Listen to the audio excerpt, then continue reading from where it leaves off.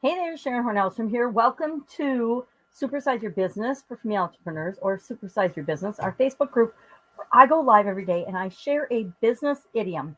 Now, it's not necessarily a business-related idiom when I discover it and share it. This year and last year, I decided to do an idiom every day for the group that corresponds with the annual challenge. We've done an annual challenge for about 6 years now. You can see that on Facebook.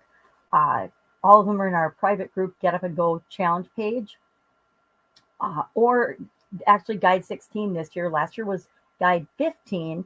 And every day I share an idiom. Now, changes have been made to Facebook. So right now I'm staring at a black screen, which makes it really hard to communicate and share online. But today, somehow, I will figure out what I'm going to do going forward for my podcast. My podcast has been absent for over a week now, which is mind-boggling to me because I'm making the videos. I just don't have a way to strip out the audio and share it on my podcast. So yesterday I did a podcast on YouTube using Droid Cam, which is what I'm doing right now, which I don't love because the screen goes black and I can't see it and I don't know what I'm doing. And it's kind of frustrating. So today, put your heart into it is the idiom to correspond with this year's annual challenge, all about goals. It's the Get Your Goals annual challenge. And for the last 10 or 12 days, we have talked about different goal frameworks, which is what we're doing today. And today we're talking about the Golden Circle framework. Haven't done it yet, but we're going to be talking about it. So I pulled put your heart into it as the idiom to correspond with that. Now, what does that mean? It means to do something with a lot of effort. It means to put all of you into something, to go all in to create what it is that you want. And in this case, it's our business, building and growing and supersizing our own business.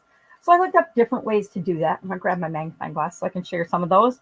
And I'm not going to say how many because I found them on a bunch of different locations. And I like to share a variety of things so you can pick and choose what works for you. So what are some ways to put your heart into building and growing and supersizing your business? Number one, connect your work, your business with something that's you're passionate about, a mission that you have for, say, example, making the world a better place. Connect with people, really connect with human beings and bring them into helping you grow and build and supersize your business. This will range from people you partner with to suppliers and vendors to coaches and mentors to customers, especially your customers, right?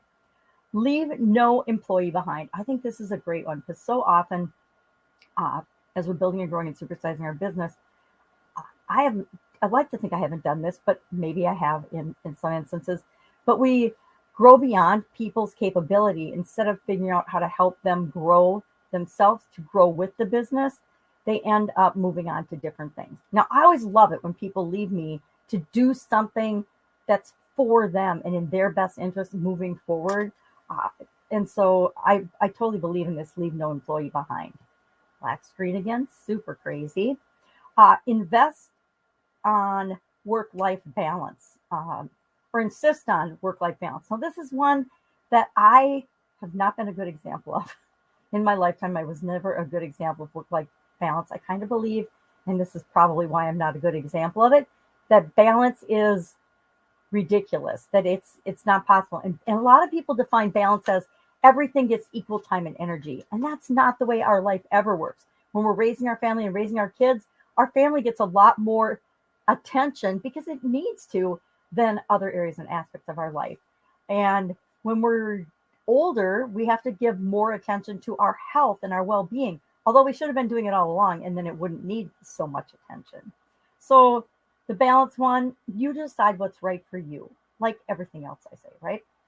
Build meaningful connections and relationships, cultivate care and positivity. If everybody wants to work with a happy, positive culture and environment. They don't want to work in a place that's cutthroat or negative or in any way, shape, or form evil, right?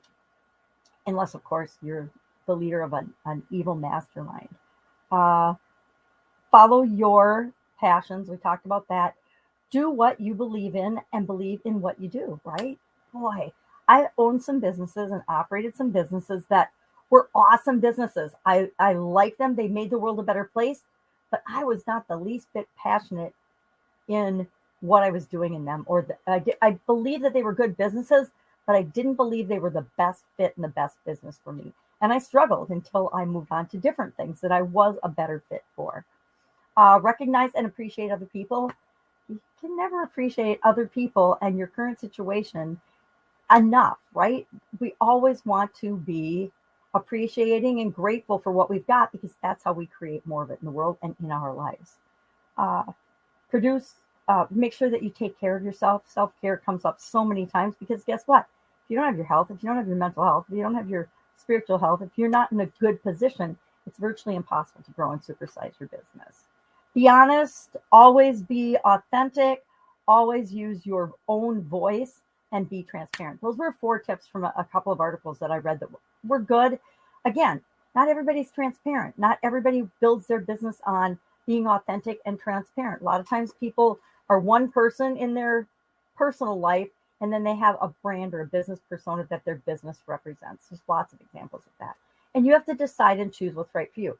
One advantage of having a separate personal brand and company business brand is that you can sell your company someday. If you are the business, it makes it virtually impossible to have someone else come in and become that business. So keep that in mind as well. Love to know how you put your heart into building and growing and supersizing your business.